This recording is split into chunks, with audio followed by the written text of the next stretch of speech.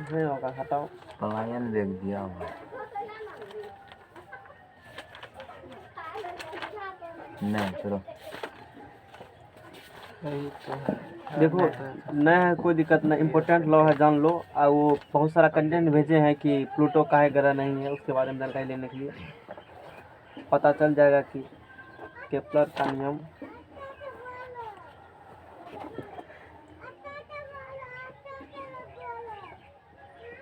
Proof भी करेंगे। 9th में भी पढ़ने के लिए, पता है बात।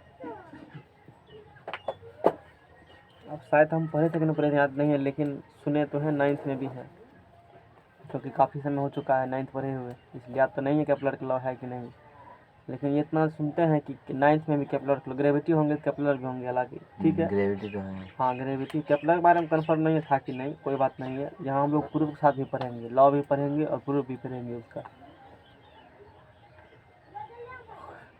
केपलर का नियम क्या है, इसे साबित करें। States and proof that Kepler's law. सर्वप्रथम भौतिक वैज्ञानिक केपलर ने ग्रह की गति के बारे में, प्लैनेट के मोशन के बारे में 3 नियम दिए। किसने सर्वप्रथम दिया? केपलर ने दिया। और इसके बारे में इसका बायोग्राफी पढ़ना होगा और डिटेल जानना होगा, कुछ भी मतलब सिलेबस एग्जाम जो ने पूछेंगे भेज चुके हैं, लिंक डाल चुके हैं गूगल से, लिंक कनेक्टेड, तो खोलेगा तुमको पढ़ लेना, पता चल जाएगा। वो ज़रूरी नहीं है एग्जाम के लिए, इसीलिए नहीं बताएंगे, वो जो ज़रूरी है सिर्फ वही ठो। सर्वप्रथम भौतिक वैज्ञानिक केपलर ने ग्रह की गति के बारे में, जो अब पता होगा अच्छी तरीक़ा से कि प्लेनेट क्या होती है, प्लेनेट की गति के बारे में 3 नियम दिए, जिसे क्रमशः केपलर का प्रथम नियम, केपलर का द्वितीय नियम एवं केपलर का, मोबाइल निकालो तो कंटेंट पूछ लेंगे उससे, केपलर का तीसरा नियम कहते हैं। कितने नियम दिए? 3 नियम। नाम पढ़िए, केपलर साइंटिस्ट है, ग्रह के बारे में नियम दिया, इसीलिए केपलर लॉ कहते हैं, रिस्पेक्ट के लिए। ये 3 नियम दिए सबसे पहले के, जिसे केपलर का प्रथम, केपलर का दूसरा नियम, केपलर तीसरा नियम कहते हैं। पहले पढ़ेंगे हम लोग फर्स्ट लॉ ऑफ केपलर।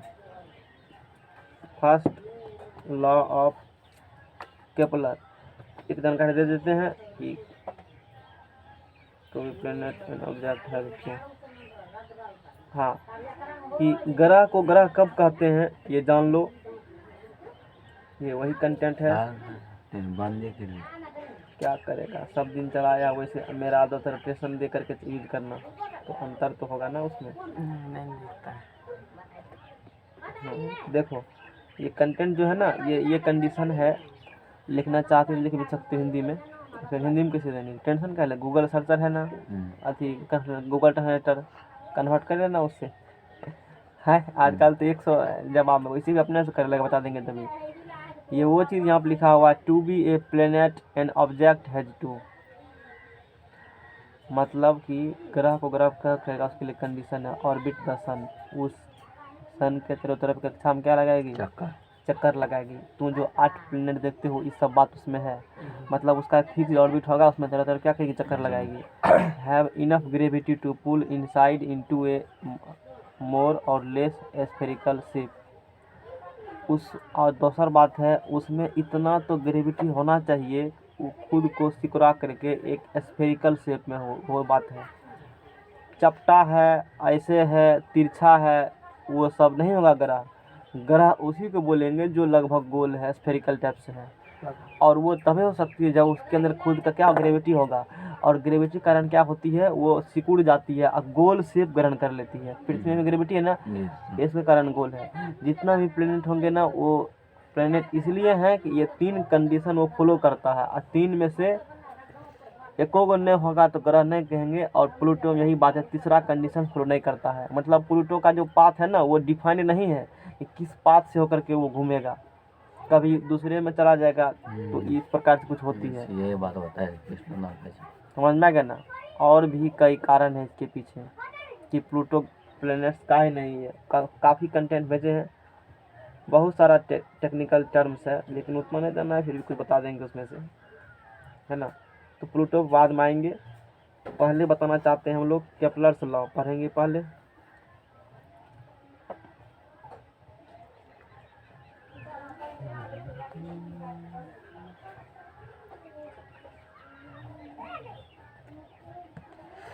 तो फर्स्ट लॉ ऑफ केपलर,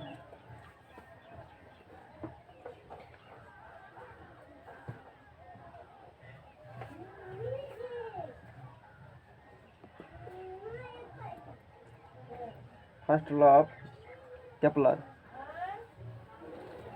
पहले तो नाम से ही पूछ लगा ऑब्जेक्टिव। केपलर के प्रथम नियम क्या कहते हैं? द लॉ ऑफ ऑर्बिट, कक्षा का नियम। पहला क्वेश्चन ये निकल गया। इसे क्या कहते हो? कक्ष का नियम, है ना हिंदी में लिखल। केपलर के प्रथम नियम कक्ष का नियम। पूछे केपलर के कौन नियम कक्ष का नियम कहते हैं? वहाँ लिखल रहेगा first law, second law, third law, D में कुछ भी कह देना, the all of the above कह देगा। तो केपलर के फर्स्ट लॉ को लॉ ऑफ ऑर्बिट कहा जाता है। कौन मतलब हैं? इसमें कौन केपलर है? जो तुमको लिंक भेजे हैं ना, उसमें देखो केपलर होगा। अब देखो इसमें तो प्रत्येक ग्रह सूर्य के चारों ओर एक दीर्घ वृत्ताकार कक्षा में गतिशील रहती है। यही है केपलर का प्रथम नियम। प्रत्येक ग्रह सूर्य के चारों ओर एक दीर्घ वृत्ताकार, याद कर लेना, भेजन उसमें। यही है केपलर। इसको नाई के पास ले जाना, दाढ़ी कटने का भी फुर्सत नहीं मिला है बेचारा को, जिंदगी भर इसी में रह गए। मतलब दूसरी टाइप से अजीब गरीबों टाइप का लगता है डिजाइन हम लोग का। हम लोग का कंट्री का नहीं है ना, इसीलिए।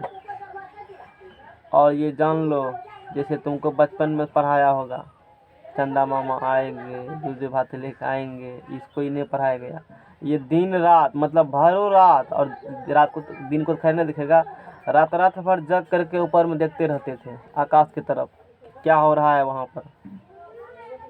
और कैसे देखते थे? आँख से दिखाई देगा नहीं बहुत सारा कुछ, तो शक्तिशाली टेलीस्कोप में से देखते थे। अध्ययन करते करते कई साल लग गए, जिंदगी बीत गई बेचारा के एगो लॉ देने में। है देखो ना भैया, हम आधा घंटा में कह के निकल जाएंगे लॉ को। हैं? जो इसको इतना साल लग गया, हम लोग कितना साल लगेगा? आधा घंटा। तो पढ़ल लिखल आदमी की वैल्यू कहा है, ये बात जान लो। पढ़ल लिखा हुआ आदमी की इसीलिए वैल्यू है कि 300, 400, 100 साल का जो ज्ञान है ना, हम लोग वो कुछ ही सालों में पढ़ लेते हैं। जो व्यक्ति एक एक लॉ देने जिंदगी बिता दिया, हम लोग वो घंटे घर में पढ़ के निकल जाते हैं। इसलिए पढ़ा लिखा का उतना मायने है, क्योंकि उसके पास उतना बड़ा आदमी का जो थाउट है उसका अनुभव प्राप्त है। बात समझा? ये बात होती है। तो यही केपलर हैं, जो कि रात भर बड़ा शक्तिशाली टेलीस्कोप की मदद से आकाश में रहते थे, अध्ययन किए, सारा लॉ दिए थे। इतना आसानी से लॉ नहीं माना लोगों ने, बहुत नियम ज़्यादा हो, बेवकूफ़ वाला गप कर रहा था। क्योंकि इससे पहले भी ग्रह के बारे में कुछ लॉ और थे, इसीलिए ऐसा नहीं है केपलर ने दिए। ये ऑथेंटिक लॉ है जो हम लोग फॉलो करते हैं। इससे पहले भी कुछ लॉ थे ग्रह के बारे में। पहले तो ये कहा जाता था कि वो उसका सिग्नेचर है केपलर का, है ना। पहले तो ये कहा जाता था, क्या कहा जाता था कि अभी जैसे सूर्य के तरफ तब चक्कर लगता है ना सब ग्रह, पहले कहता था कि कुछ साइंटिस्ट ये ज्योग्राफी में पढ़ोगे, कहा था कि ब्रह्मांड का केंद्र धरती है और धरती के चारों तरफ सब घूमते हैं। पहले लोग नहीं था पता ना, अब नए है तो उस प्रकार से कहोगे ना। क्यों कहता था? मान लो लोग देखते थे हम तो यही है और सूर्य घूम करके यहाँ से आता है, यहाँ से आता है, इसलिए कहते थे कि ब्रह्मांड का केंद्र क्या धरती है। ऐसे भी लगता था ना पहले हम लोग को कि सूर्य घूम रहा, नहीं कहते हो? वो तो घूम ही नहीं रहा है, वो हम लोग घूम रहे हैं धरती पर से, तो यही कहते थे। धीरे धीरे बात सब खत्म हो गई। एक दीर्घ वृत्ताकार इम्पोर्टेंट है। फर्स्ट लॉ केपलर पूछेगा तो इसमें क्या होती है, प्रत्येक ग्रह जो होगी,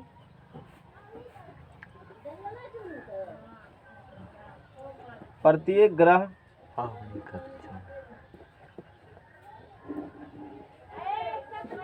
सूर्य के चारों ओर एक दीर्घ वृत्ताकार कक्ष में गतिशील है। कक्ष में क्या है? गतिशील है, इम्पोर्टेंट है। और इस लाइन में सबसे ज़्यादा इम्पोर्टेंट क्या है? Elliptical path, elliptical path. Ellipse पर हो ना, इलिप्स पढ़ चुके हो, वही पाथ है, बता भी चुके हैं ये बात। अच्छी बात है। इसे तो डायरेक्ट मतलब है, ऐसे होती है, ऐसे दिखता है, इसका तो कोई प्रूफ नहीं है। बाकी सबका प्रूफ देखेंगे। ये फर्स्ट नंबर में, ये सेकंड नंबर में। सेकंड लॉ ऑफ केपलर,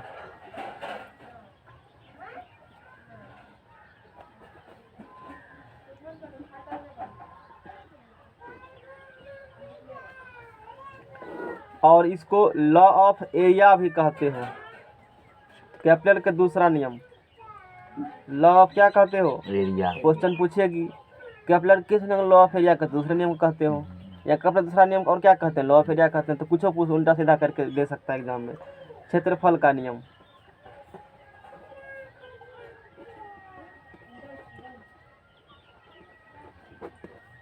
क्षेत्रफल का नियम समझ में आ गया ना? प्रत्येक ग्रह की क्षैतिज वेग हमेशा नियत होती है, यही है।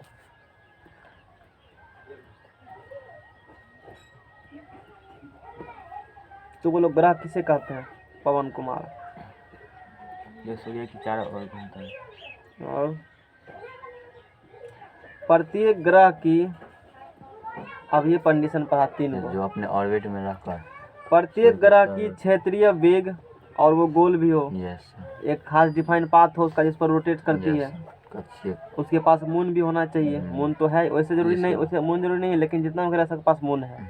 और प्लूटो के पास भी मून है, ऐसा नहीं है प्लूटो के पास मून नहीं है, समझ में आएगा ना? उसके पास भी मून है। प्रत्येक ग्रह की क्षेत्रीय वेग हमेशा नियत होती है।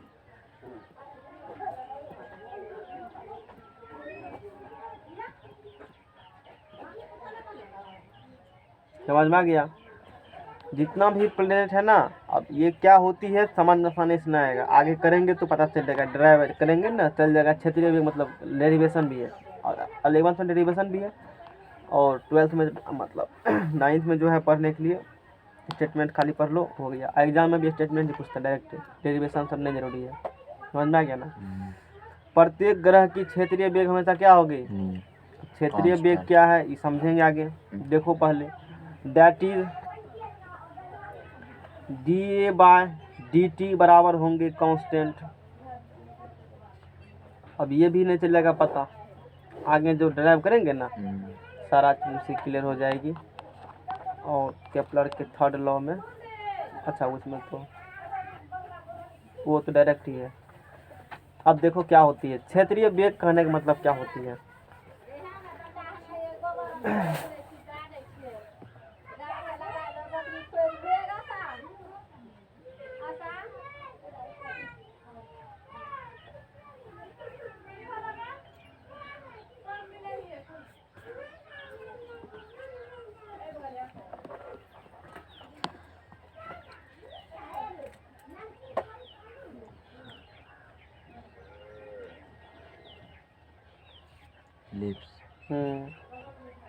कुछ इस प्रकार से जो जो भी प्लेनेट घूमेगी ना सूर्य के चारों ओर, तो लगभग मान लेते हैं कि यहाँ सन होगी, नहीं तो ये सेंटर ओ दे दिया, इसको क्या कह दिया? सन।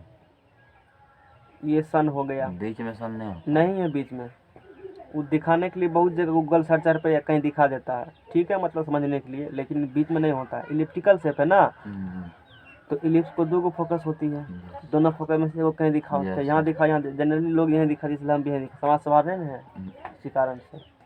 ठीक है, यहाँ दिखाइए, कहेंगे कोई बात नहीं है, लो न दिखा दिया,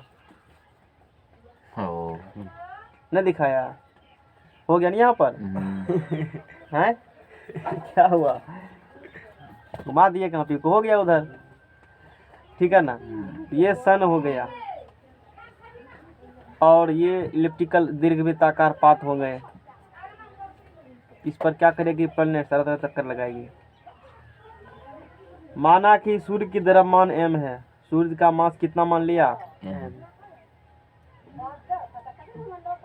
कैपिटल M। सूर्य का मास कितना मान लिया? माना कि सूर्य की द्रव्यमान कैपिटल M है, स्मॉल m द्रव्यमान की कोई ग्रह, तो सूर्य की तुलना में जो भी ग्रह होंगे उसका द्रव्यमान कम होंगे, वो तो जानकारी में है ही सबको, क्योंकि सूर्य अधिक भारी है। अरे पैसे वाला तो लोग घूमेगा ना, सूर्य ताकतवर रहते हैं ना, ग्रह की तरफ घूमती है। यदि वो ताकतवर है तो कौन चक्कर लगाएगा? नहीं लगाएगा ना, वही बात है। चक्कर उसी तरफ लगाता है जो पावरफुल ज्यादा हो। सूर्य क्या है? तब न सब ग्रह घूम रहा है, उसके पास ज्यादा पावर है, ग्रेविटी ज्यादा है उसके पास, क्योंकि मास उसका ज्यादा है। तो माना कि सूर्य की द्रव्यमान कैपिटल M है, स्मॉल m द्रव्यमान की कोई ग्रह, कोई भी ग्रह है, स्मॉल m द्रव्यमान की कोई क्या है? ग्रह है, कोई प्लेनेट है। ये स्मॉल m द्रव्यमान कोई प्लेनेट है, अच्छी बात है। सूर्य के चारों ओर कोणीय वेग ओमेगा गतिशील है। ये जो होती है स्मॉल m द्रव्यमान कोई वस्तु सूर्य के चारों ओर किस वेलोसिटी से गतिशील है? कोणीय वेग ओमेगा, डब्ल्यू नहीं, क्या है ये, ओमेगा से गतिशील है। सूर्य एवं ग्रह के बीच की दूरी r है। ये सूर्य भगवान और ग्रह कुछ होगा बीच का दूरी, कितना मान लिया दूरी? r मान लिया। किसी समय ग्रह ए बिंदु से, मान लो अभी ये किस बिंदु पर ग्रह है? ये किसी समय ऐसा होगा ये ग्रह ए बिंदु से अल्प दूरी, छोटा दूरी ds तय करके, तो छोटा दूरी यहाँ होगा, यहाँ से होगा छोटा दूरी। समझने के लिए मान लेते हैं छोटा दूरी कहाँ पर है, यहाँ पर, समझने के लिए। तो यहाँ से ये, तो अब मान लो छोटा दूरी तय किया गया है ना, तो ये लगभग स्टेट्स बनेगी। कैसा बनेगी? स्टेट। बगल में दिखाए, अरे ds मतलब छोटा दूरी हुआ ना, लेकिन उतना दिखाएंगे तो समझ में नहीं आएगा हम लोग को, तो बड़ा करके दिखाते हैं। तो ये जो दूरी हो गए ना यहाँ से यहाँ तक, ये हो गए ds। समझ में आ गया ना? याद करो फिजिक्स में कई जगह मैंने एक चीज़ सही किया था, अब ध्यान में वो चीज़ आया है, तभी पता ध्यान में कहना रहा था। ऐसे आता था ना, ऐसे फिगर बनाते थे, मेरे कभी में ये दूरी लिखा होता था ds, वो सही है लिखा हुआ, वो ये दूरी इसी को दिखा रहा है। क्योंकि अल्प दूरी जो यहाँ से ds लिए हो, ये वो तो छोटा दूरी होगा, वो छोटा दूरी कैसे मिलाएगा? ट्रायंगल बन जाएगा एक ठो यहाँ से। तो चूंकि इतना बनाएंगे तो फिगर सब चीज़ दिखा नहीं पाएंगे, समझ में भी थोड़ा दिक्कत होगी समझने में, तो बड़ा करके बनाते हैं। तो ये लंबाई, ये तो वैसे आर्क हो, देखो ये आर्क की लंबाई और सीधा लंबाई, सीधा कम होगा आर्क ज़्यादा होगा, तो वहाँ तो हम ये मान के चल रहे हैं सीधे ना ds, इसलिए वहाँ दिखाया था। समझ में आ गया बात को? लेकिन एक्चुअल वो कौन दूरी है? यही वाला पाथ जो मैंने दिखाया था, पाथ है वो, उसको रिप्रेजेंट कर रही है। तो अल्प ए बिंदु पर था, वहाँ से अल्प दूरी ds तय करके कहाँ पहुँच गया है? मान लिया कि वो b पर पहुँच गया। कितना पहुँच गया है? b पर पहुँच गया है। समझ में आ गया ना? अब देखो, जहाँ कोणीय विस्थापन पहुँच जाती, जहाँ कोणीय विस्थापन एवं क्षेत्रीय विस्थापन क्रमशः d थीटा एवं dA है, तो यहाँ पर है कुछ एंगल डाइवर्ट होकर के यहाँ पर गया है, तो यहाँ पर कोणीय विस्थापन क्या है? d थीटा है, एवं क्षेत्रीय विस्थापन, अब देखो यहाँ पर था, यहाँ पर से यहाँ पर गया है, कुछ एरिया कवर किया होगा ना, वही हो गया क्षेत्रीय विस्थापन, जिसे क्या कहते हो? dA। तो एक एरिया कवर किया होगा ना, तो कितना एरिया हो गया? ये dA एरिया हो गया, ठीक है ना? ये तो इतना बता दिए। अब ये dA/dt मैथमेटिक्स में कहती है dA/dt का मतलब एरिया में छोटा सा स्मॉल एरिया में dA में क्या हो रहा है? चेंज हो रहा है। किसके रिस्पेक्ट में चेंज हो रहा है? समय के रिस्पेक्ट में। यानी कि यदि समय बढ़ेगा घटेगा आगे बढ़ेगी तो एरिया पर उसका प्रभाव पड़ेगा। ये मतलब dA/dt का, जैसे ds/dt कहते हो विस्थापन, अब बटा टाइम कहते हो ds/dt, यानी कि विस्थापन में परिवर्तन हो रहा है समय सापेक्ष में। समझ, d आदमी का लाइफ बटे dt, टाइम बढ़ेगा तो लाइफ भी बढ़ेगा, यानी कि एक तरह से लाइफ अभी तुम्हारा लाइफ बढ़ रहा है घट रहा है? तू बताओ, शांत रहो, फिर बदला का है? अभी क्या बोला था? ये बढ़ेगा तो कैसे तू समझा कि मेरा लाइफ बढ़ रहा है घट रहा है? क्योंकि टाइम के रिस्पेक्ट में सर उम्र अभी घटता है। अब तू तो का, मेरा अभी कितना उम्र है? कितना? 18, 19, 24, 16, सब दिन 16 रहेगा। बुरा गए हो 16 रहेगा। एडमिट कार्ड छोड़ो ना, तो बेवकूफ़ बनाने के लिए लोग को दिए हो एडमिट कार्ड। तो अब अभी मान लो 11th में 11,500, 17 साल से तो कम नहीं होगा। तो अभी 17 साल अभी था, अभी मान लो वर्तमान तुम्हारा है 18 साल, मान लेते हैं, इज्जत बट्टा पड़ जाएगा ऐसे 18 साल है मान लो, आज से 5 साल पहले 18 में 5 कितने होगा? 13। तो आज से 5 साल पहले उम्र कितना तुम्हारा मान लिए? अभी कितना मान लिए? अभी ज़्यादा है पहले ज़्यादा था? पहले ज़्यादा। कैसे पहले ज़्यादा था? पहले 13 साल था ना, अभी कितना साल है? तो ज़्यादा कौन हुआ? तो कहाँ घूम रहे हो? फंस गया मुल्ला। आए देखो, एज तो बढ़ रहा है लेकिन लाइफ कम रहा है, ऐसे बोलो। अरे उम्र बढ़ रहा है ना धीरे धीरे, लाइफ क्या हो रहा है तुम्हारा? डिग्री जोड़ रहा है। क्यों? अब मान लो 18 साल हो चुका है, अब तो 60 में 18 का कितने होगा? जितना लगभग तब तो 40 ही और दिएगा ना, है? तो उम्र लाइफ क्या बोलेंगे, जीवन धीरे धीरे तुम्हारा कम हो रहा है, लेकिन उम्र क्या हो रहा है? धीरे धीरे बढ़ रही है। ऐसे करके कहना पड़ेगा। नहीं, दिनों दिन हम लोग उम्र बढ़ रहे, लेकिन हम लोग ये समझते हैं हम लोग अमरे हैं, फिर भी कभी नहीं सोचते हैं निश्चिंत बिंदास कुछ कर लो। तो अच्छा, ये समझ में आ गया ना? तो ये da/dt का मतलब होगा एरिया में चेंजिंग होगा, किसके रिस्पेक्ट में? समय के रिस्पेक्ट में, यानी कि एरिया बदल जाएगी, लेकिन ऐसा होती नहीं है, वो कांस्टेंट ही रहेगी। ये बात इसमें कह रही है। होना चाहिए ऐसा, लेकिन ऐसा होती नहीं है।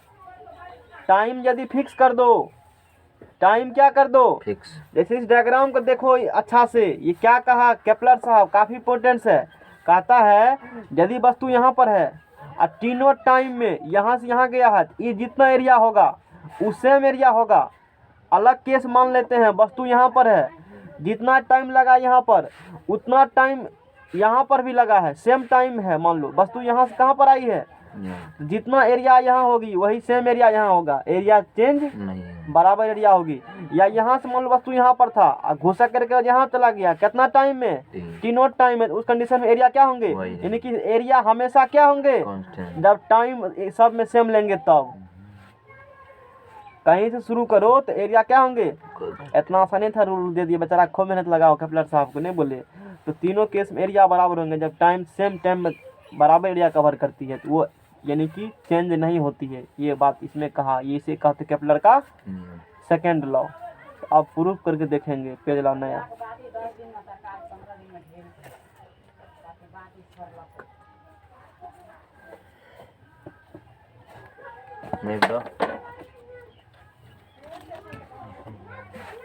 अब देखो एरिया डिस्प्लेसमेंट, तो वो जो एक प्रकार की यहाँ पर ट्रायंगल बनेगी, तो कितना एरिया डिस्प्लेसमेंट हुआ? त्रिभुज क्षेत्रफल। इसीलिए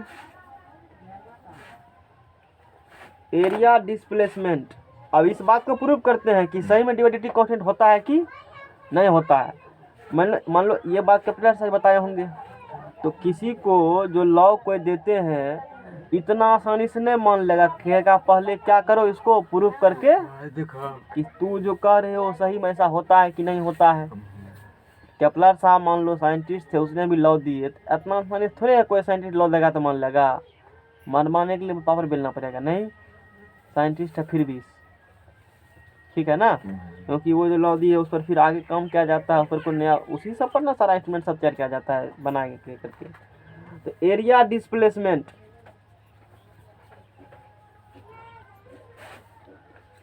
एरिया डिस्प्लेसमेंट DA बराबर area of triangle, area of triangle A आसन को मान लो S कह दिया है, ASB, ये बिंदु मान लो S कह दिया है, ASB सेम ले रहे हैं, उसमें कुछ भी ले सकते हो। एरिया ऑफ ट्रायंगल क्या होंगे? ASB। तो अब बोलो DA बराबर, ये एक प्रकार से क्या बन रहा है? त्रिभुज बन रहा है ना। तो अब देखो ये तो लंब दूरी ले रहे हो, ये लंब ये आधार ये कर्ण हो जाएंगे, 1/2 में होना चाहिए, तो 1/2 गुना बेस गुना हाइट 1/2 गुना SA गुना SAB, यहाँ से यहाँ समझ में आ गया। 1/2 गुना बेस SA गुना AB, ये हो गया इसका एरिया। अब डाटा देखो, हाँ तो अब यहाँ से क्या करेंगे हम लोग? SA गुना क्या लेना है? AB। चाप की लंबाई थीटा बराबर पढ़े हो, आज मैथमेटिक्स में L/R पढ़े हो। चाप की लंबाई बराबर एंगल गुना रेडियस। तो यहाँ से ये एक प्रकार चाप की लंबाई हो गई, जो कि कितनी है? DS है। तो ये DS बराबर क्या होगी? एंगल गुना रेडियस नहीं होगा, एंगल गुना क्या होगा? ये रेडियस होगा। 1/2 गुना SA कितने होगी? आर होगी एस से यहाँ आर, और वो गुना आर गुना आंटी थीटा। तो एरिया वैसे ये डायरेक्ट फार्मूला भी होता है एक ठो, आर स्क्वायर डी थीटा। नहीं पढ़े हो त्रिभुज का आगे पढ़ोगे, प्रॉपर्टी रेक्टेंगल में से होती है ये निकल गया डी थीटा। और दोनों तरफ क्या करेंगे हम लोग, डी टी से डिवाइड कर देंगे, dividing by D t on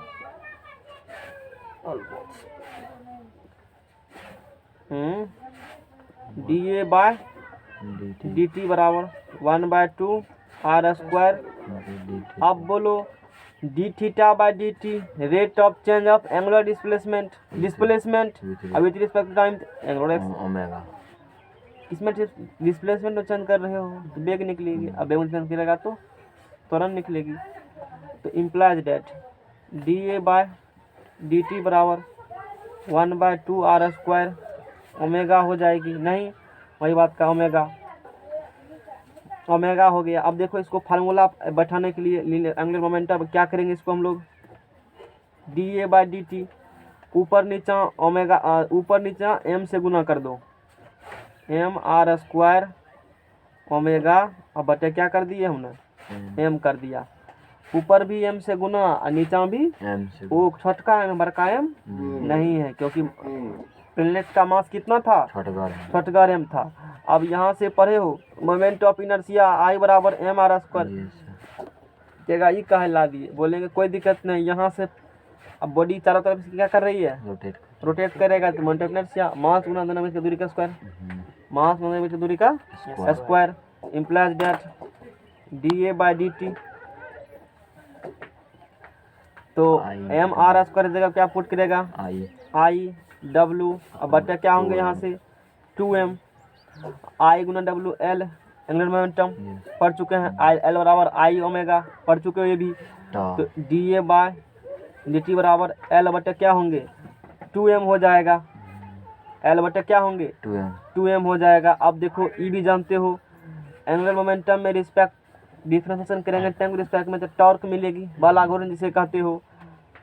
we know that ये कौन बताया ये सब बात ऐसे करने के लिए, केपलर्स लॉ है, तो वो थ्योरम है एक तरह कह सकते हो। डुअलिटी बराबर टॉ हो गए, थ्योरम है।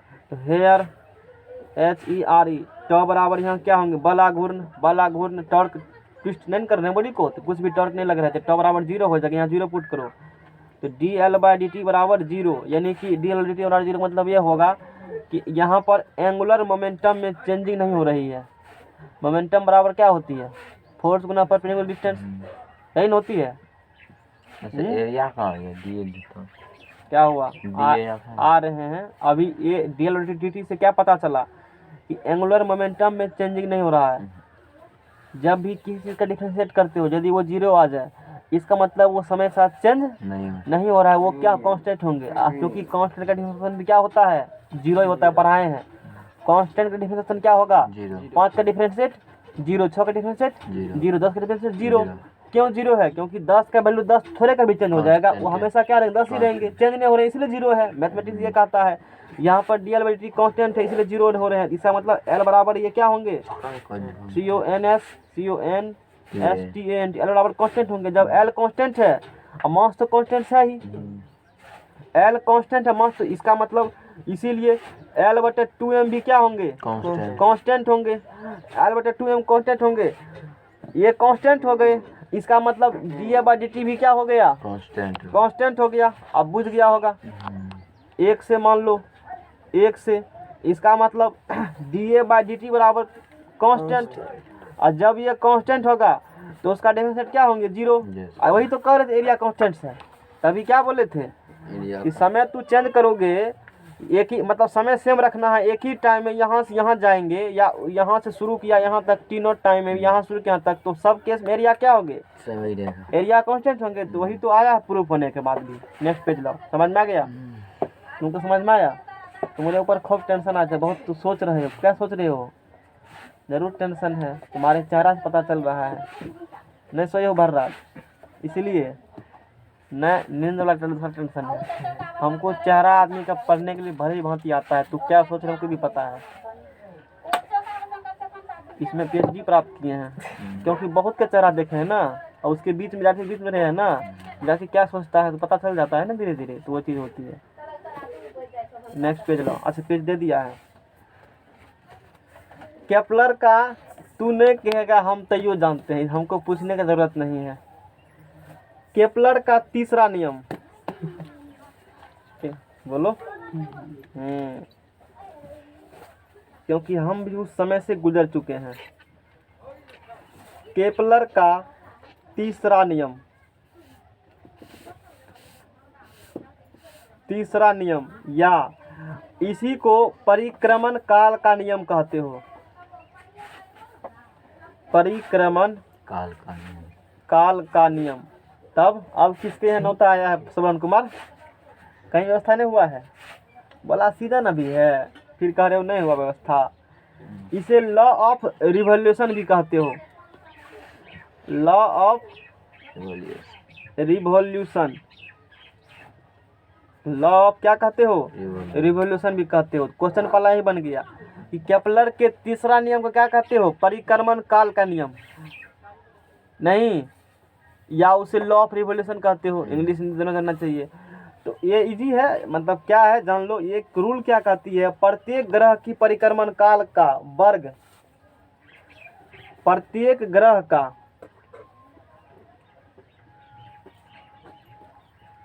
प्रत्येक ग्रह की परिक्रमण काल मतलब टाइम पीरियड। टाइम पीरियड का मतलब वही है, मान लो ग्रह यहाँ पर है, यहाँ पर सूर्य है, और इसके तरफ तरफ घूर करके फिर एक बार यहाँ गया, तो वो आने में जितना लगता है ना समय, उसी को क्या कहते हो? परिक्रमण। सूर्य का कितना, पृथ्वी कितना परिक्रमण काल है? वो तो रिवॉल्यूशन उसका हो गया जो घूमेगी अक्ष पर। 365 64 या 365 कहते हो ना, तो वही है। 365 तभी नहीं उतना दिन का साल होती है। तो हर एक ग्रह का परिक्रमण काल होती है, और ये बात लिखी है छठा की किताब में, ज्योग्राफी में। तू जाकर देखना, हम तो देखे हैं छठा किताब में, बढ़िया लिखा है। ज्योग्राफी छठा बहुत पढ़ो। कोई भी विषय कमजोर है, ठोस करना चाहते हो, छठा से करो शुरू। एनी विषय ठोस हो जाएगा, दूसरा कोई उपाय नहीं है। आगे चलो। प्रत्येक ग्रह की परिक्रमण काल का वर्ग, प्रत्येक ग्रह की परिक्रमण काल का वर्ग सूर्य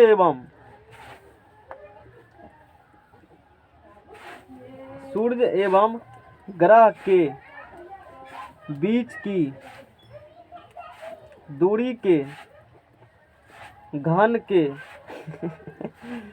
समानुपाती होती है। देखो समानुपाती, इतना कैसे सोच लिए? कौन खेत का राशन खाते होंगे? कौन? केपलर साहब। हम लोग भी तो उसी खाते हैं, अभी तक कुछ खोज नहीं किए, वो बेचारा खोज कर दिए हैं। सोचने वाली बात है ना। प्रत्येक ग्रह की परिक्रमण काल मतलब टाइम पीरियड। टाइम पीरियड मतलब हुआ जहाँ से चला और घूर के वहीं पहुँच जितना समय लगा, वो जो परिक्रमण प्रत्येक ग्रह, अब उसके मान लो टी से, टाइम पीरियड किसे कहते हैं? टी से कह दिया। तो प्रत्येक ग्रह की परिक्रमण काल का वर्ग, अच्छा वर्ग सूर्य एवं ग्रह के बीच परिक्रमण, प्रत्येक ग्रह की, मान लिया धरती है, उसके परिक्रमण काल का वर्ग क्या होगी? वर्ग सूर्य एवं उस ग्रह के बीच की दूरी के अच्छा दोनों की दूरी r मान लेते हैं, दूरी के घन के समानुपाती होती है। समझ में आ गया? प्रत्येक ग्रह के टाइम पीरियड्स का जो स्क्वायर हो गए, और दोनों ग्रह प्रत्येक ग्रह की परिक्रमण काल का वर्ग यानी कि टाइम पीरियड का वर्ग सूर्य के बीच के दूरी के घन का समानुपाती होती है। यही चीज़ कहा केपलर का थर्ड। याद कर लेना, नियम पूछता है एग्जाम में। प्रूफ देख लो थोड़ा सा।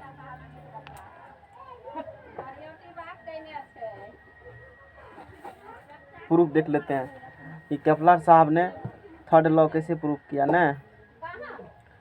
ग्रेविटी समझ में आया कि नहीं आया? नहीं आया। इसमें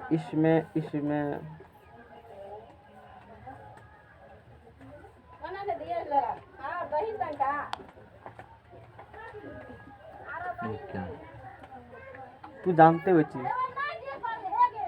तुझको पता है कि इस प्रकार से जो ऑर्बिट बनती है जिसमें ग्रह चक्कर लगाती है वो इस प्रकार से है।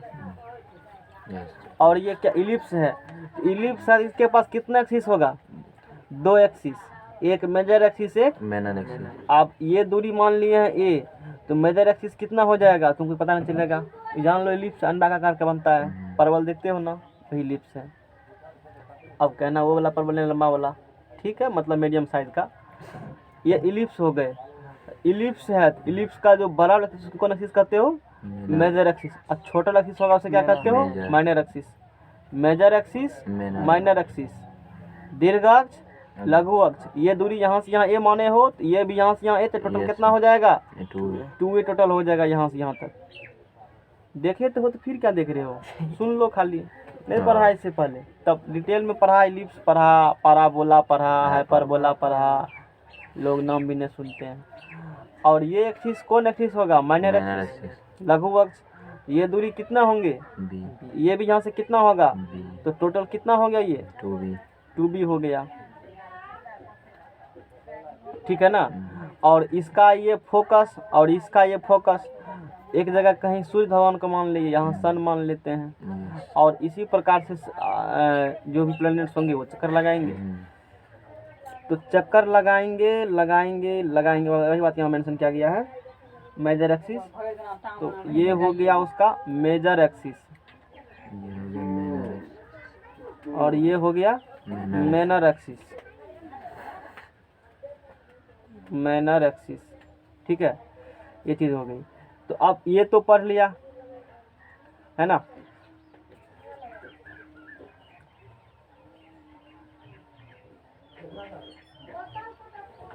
ये भी ज़रूरी है, वैसे और इमेज नहीं है इसका मेरे पास, क्या इसी से बता देते हैं। देखो अब मान लो कि प्लेनेट्स इस पाथ रोटेट करेगी, से करेगी ना, रेड कलर लो तो उधर से बड़ा बनाना चाहिए, चलो छोटा बनाने की बात नहीं है।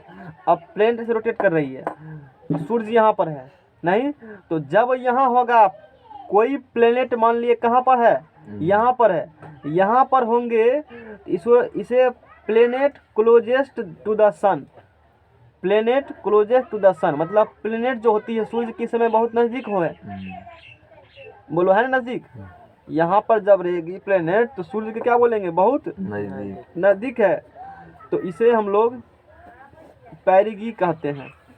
कुछ नाम देंगे ना, याद कर लो, ये जनरल कंडीशन में भी काम देगा, PERIGEE, इसे क्या कहेंगे, पैरिगी कहेंगे। ऐसा कब कहेंगे, जब सूर्य के बहुत नज़दीक कोई ग्रह होती है तो क्या कहते हो, पैरिगी कहते हो। अच्छा दूर बोलेंगे तो यहाँ पर होगा तो बहुत क्या होंगे, दूर होंगे, और जब दूर होंगे उसे एपोगी कहा जाता है। कहाँ यहाँ लिख देते हैं, APOG, नोट बनाना तो भेजा हुआ है ना, ये लिख लेना यहाँ से, ये समझ में आ गया होगा। और ये जो यहाँ पर होती है ये सेमी मेजर एक्सिस होती है, सेमी मेजर एक्सिस।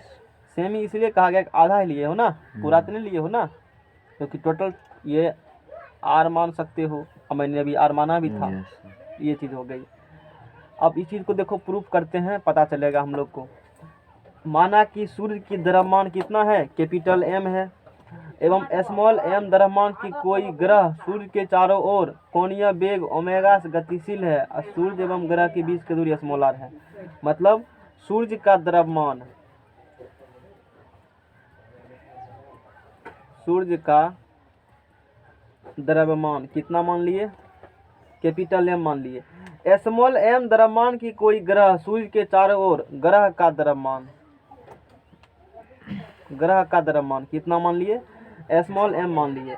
और वो कोणीय वेग जो यहाँ पर है, वो जो ग्रह चक्कर लगा रहे, मतलब इसी फिगर है, ठीक है, वो जो ग्रह चक्कर लगा रही है सूर्य के चारों तरफ, वो कोणीय वेग ओमेगा से चक्कर लगा रही है। सूर्य एवं ग्रह के बीच की दूरी यहाँ पर स्मॉल r कहा गया है। सूर्य एवं ग्रह के बीच की दूरी बीच की दूरी क्या है? स्मॉल आर है। आदमी को कभी डिप्रेशन में जाना। नहीं। हमारे सामने में सुशांत सिंह राजपूत बीटेक इंजीनियर थे, आईआईटी का अच्छा मतलब दिल्ली का अच्छा कॉलेज से। सूर्य एवं ग्रह के और मैकेनिकल थे शायद उसका ब्रांच। जानकारी के सुन लो, इतना बड़ा इंजीनियर था तब क्या कर लिए। बॉलीवुड में जल्दी हिट हो गया था, बहुत जल्दी। सूर्य एवं ग्रह के बीच की दूरी क्या है? स्मॉल आर है। अच्छी बात है। इसीलिए सूर्य एवं ग्रह के बीच लगने वाला गुरुत्वाकर्षण बल, सूर्य एवं ग्रह के बीच लगने वाला गुरुत्वाकर्षण बल। लगने वाला गुरुत्वाकर्षण बल अरे चंद्र बराबर ग्रह पर लगने वाला कल, ठीक है अभी के लिए Yes, लिखे थे, sir. यहाँ भी बात भी है। ग्रह पर लगने वाला अभी कल सही किए थे कॉपी में, वहाँ केंद्र लिखा था तो अभी केंद्र किए। अभी केंद्र बल सूर्य एवं ग्रह, अब चक्कर लगा रही है तो न्यूटन साहब को खुद ही होगा ही ना, कि मेरा लॉ यूज कर लो। न्यूटन साहब के अनुसार कि सबके बीच लगे गुरुत्वाकर्षण बल लगेगी, ठीक है। तो सूर्य और ग्रह के बीच में क्या लगेगी? गुरुत्वाकर्षण बल लगेगी। दोनों दूसरे का खींच रखेगा ना। सोचो कितना मतलब अजीब टाइप का फोर्स है। हम लोग रखेंगे बांध करके तो मटका का लधा लेके बनेगा नहीं रहेगा वैसे। अब देखो ऊपर वाला कृपा, इस प्रकार का बल है, दिखता भी नहीं है लेकिन लग भी रहा है। तू कहेगा नहीं मानेंगे तो गिर तो रहा है? अभी उसको बांधे बसी बांध तभी लटकल है। हम लोग वैसे बांधेंगे और वो उसका इतना पावर उसके पास है, वो बिना दिखाइए से बांधल है। इसीलिए हम लोग उसको क्या मानते हैं? भगवान मानते हैं। उसके पास बहुत पावर है, नहीं है? ये बात है। तो सूर्य एवं ग्रह के बीच हाथ दिखाओ भगवान कहाँ है। लाओ पकड़ के क्वेश्चन हम पूछते हैं उससे। हम ही नहीं, संसार में से अरबों खरबों लोग है। आस्था ठीक है, देखो भगवान कहाँ आती है बताते हैं तुमको।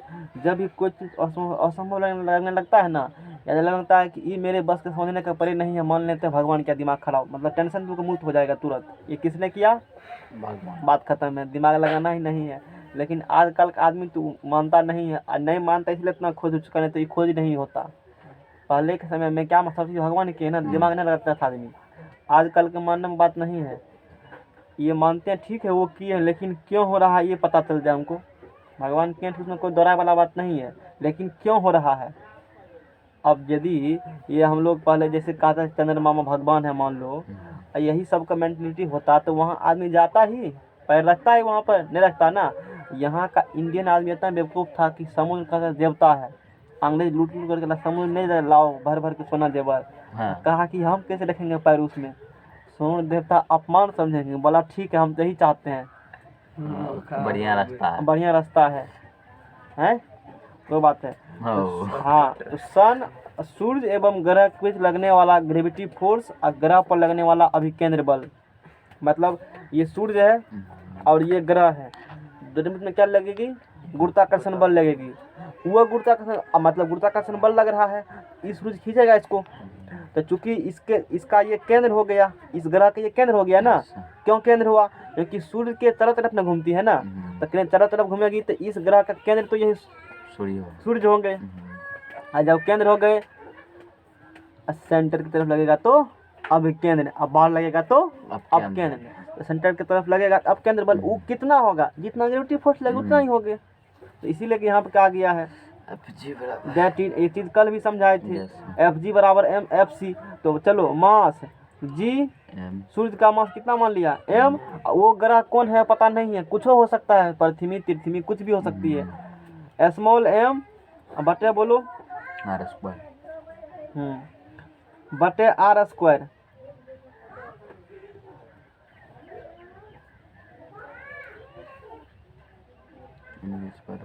ये होंगी, चलेगा, ठीक है। mm चला गया, स्मॉल है। यहाँ से क्या निकलेगा? G/R V²। अब देखो यहाँ से ये भी चीज पढ़े। और यहाँ पे लिखा गया है V बराबर 2/T, V बराबर S/T है, V बराबर S/T। यहाँ कितना दूरी तय करेगा? परिधि बराबर लगभग विदित मान लो। वृत्ति परिधि कितने होती है? 2 पाई होगी। विस्थापन कितना होगा यहाँ से? बटे टी पुट करो यहाँ से।